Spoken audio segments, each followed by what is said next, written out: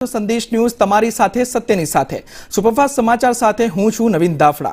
સમાચારો પર નજર કરીએ પહેલા મહત્વના સમાચાર પર નજર કરીએ તો અમરેલીના લાઠીમાં ભાજપ કોંગ્રેસ આમને સામને આવ્યું છે। ચલાલામાં કોંગ્રેસ સામે બનેલી ઘટનાનો બદલો લીધો। ભાજપ કાર્યાલય પાસે કોંગ્રેસના નારા લગાવવામાં આવ્યા।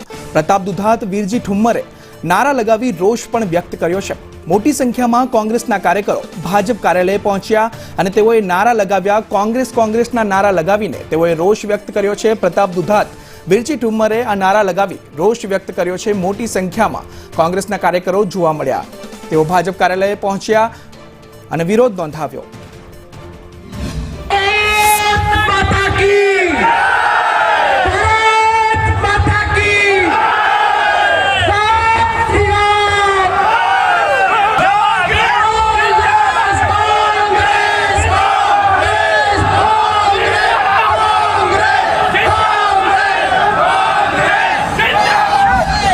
तुरम खान समझता हो तो जवाब आपो कांग्रेस प्रमुख तरीके मारी जवाबदारी थी एने मैं जवाब आप्यो छे ने मैं कीधुं के आ लांबा गाळानी लड़ाई छे।